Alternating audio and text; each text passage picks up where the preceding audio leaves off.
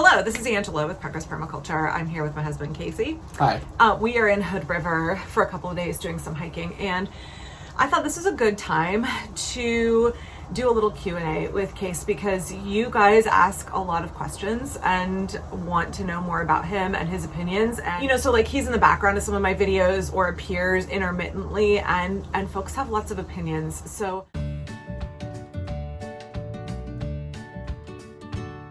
Casey doesn't know the questions in advance. So if there's anything that you don't want to answer, you can just say no thanks. And feel free to, be honest if you have opinions on things, okay? Okay. My feelings won't be hurt. I know what the questions are because I picked them. I picked a selection of questions. So maybe down the road, if folks are interested, we could do another Q&A because this is not even close to being all the questions. Right. Okay.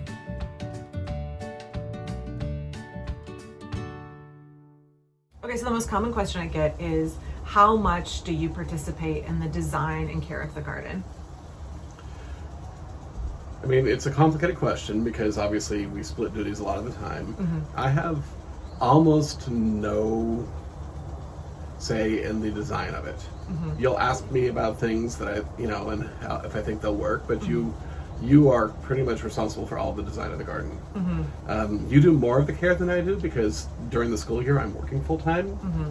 out of the home, and you're in the home working. Okay, so, but like in the summer you help take care of the poultry and you'll help me with watering, and if there's like big heavy lifting projects, you're willing to be my grunt labor, right? Right. Also, like a lot of the pruning, we'll split a lot of that since I have a longer reach than you do. Mm-hmm. And being heavier than you, it's easier for me to saw through certain things. Right, like the other day we were pruning the squirrel planted hazelnut tree that is right on the fence with our neighbor, and a number of the branches are hanging over into our neighbor's yard, but they were too high and too big and heavy for me to prune by myself. So you did that and I was your assistant. Right. So the second most common question I get is, are you really okay with us being like the weird eccentric people in the neighborhood and having a big permaculture garden? Like how much of that is how should I say this? Like, do you resent the fact that we don't just have a normal lawn? And are you okay with the fact that I have just kind of run wild with my own passion? And would you have done something different? I guess that's a 3-part question. Feel free to answer any or all of that. Okay, first part, no, I have no resentment whatsoever. Why would I want a normal lawn? They're kind of boring and pointless. Why'd you marry a weird, quirky person if you wanted a normal life? I don't care what the neighbors think, but also we're in Portland, so more of them express that they think it's cool than express that they don't like it. Mm-hmm. So, I mean, where we are, that's less of an issue.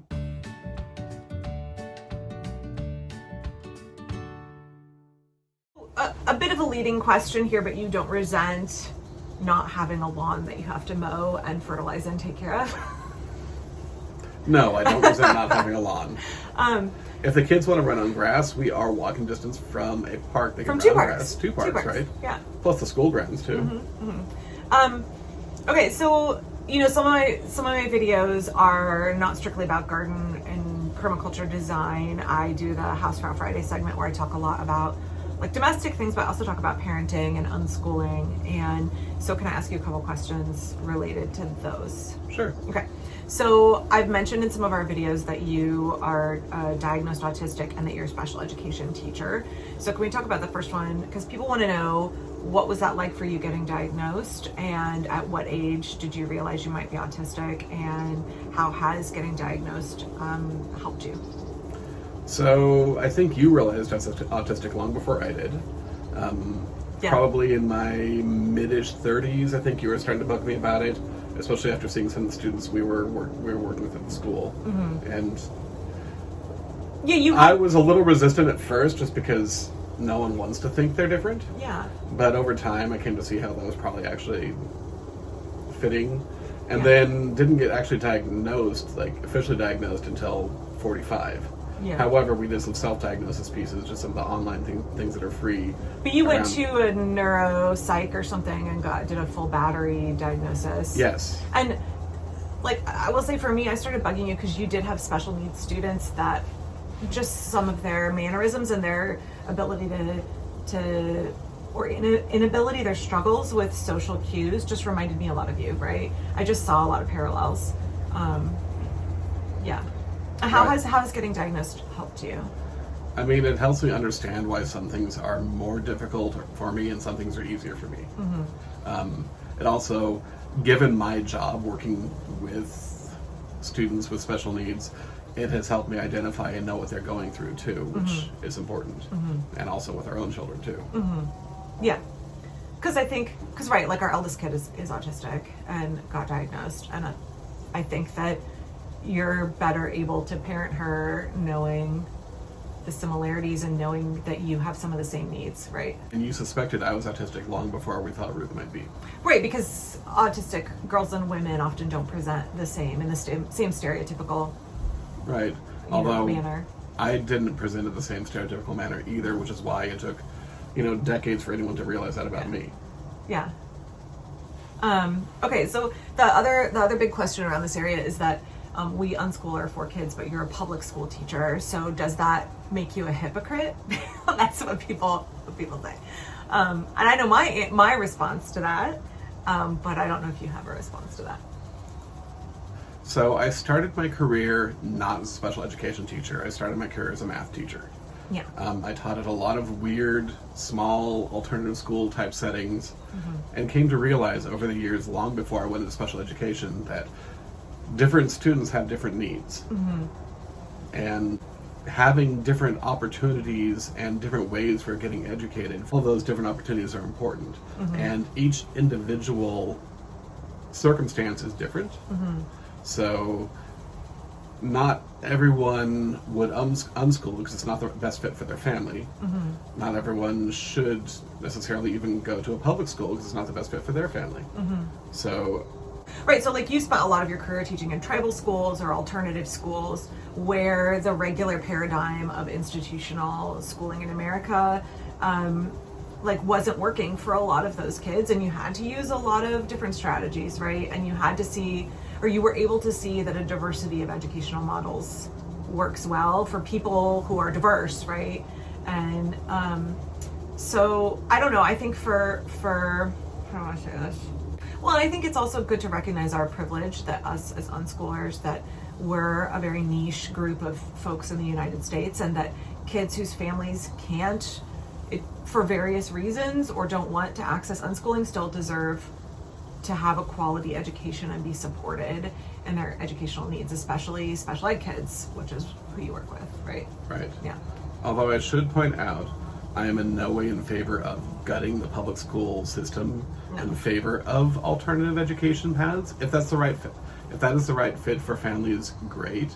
I don't think that being the right fit for families means you have to take funds away from public schools. Right. It's more funding for all education for all kids, and we should prioritize our children's education in this society, which we've really freaking don't.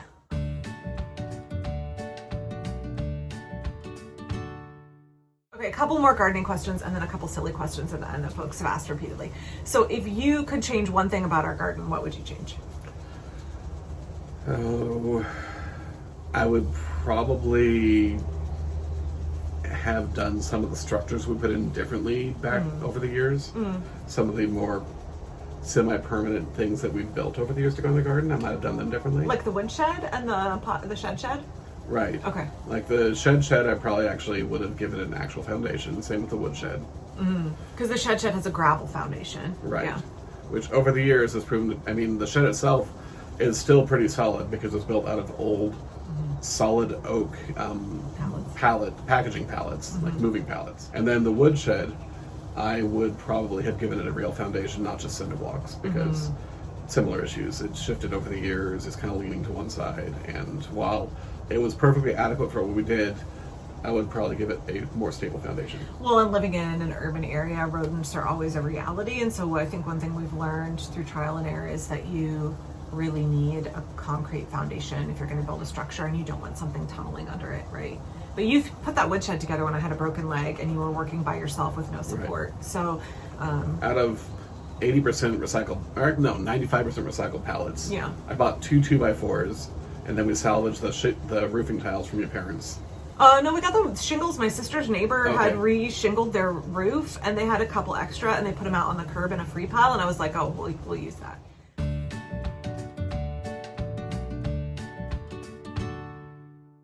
Oh, people want to know, what's your favorite food out of the garden? Probably the Cape gooseberries. Yeah. Or You do really like those. I know.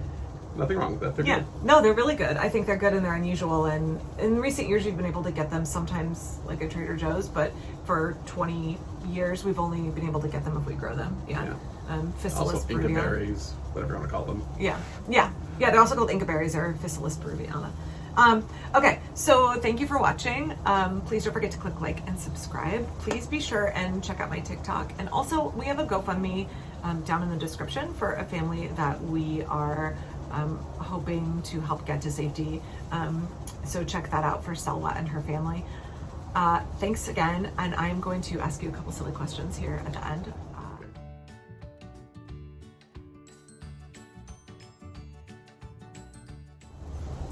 Okay, is it really true that you played college football? People want to know. Yes, I played college football in Grinnell College. I remember when I was a freshman and you were a senior, the first thing I noticed about you was how big your arms and your neck were. So if permaculture is not your hobby and your passion, what would you say your big hobbies, passions, special interests, hyperfixation of the moments are? Well, I would say probably one of my bigger pastimes is Magic the Gathering. Hey. And anyone that knows the community for that will know that the neurodivergence in the community is very, very high. Not 100%, but very high. And your kids like to play with you. Yeah, three of them. Three of your kids like to play, and you guys go and play weekly with a local group. Yeah. And Not quite so weekly. Everyone's kind of busy right now. The teenagers. That's true. The kids don't go every week because they're in college. Yeah. What else? What else are you into? Also other games too. Not video games. I kind of haven't done much video games. You like board games? You collect board games? I have kind of a small collection of a board games. massive board game. It's not that big anymore. Got rid of quite a few of them. It's pretty massive. Okay, what else is there? Okay. Okay, thanks again. We're gonna go hike. Bye.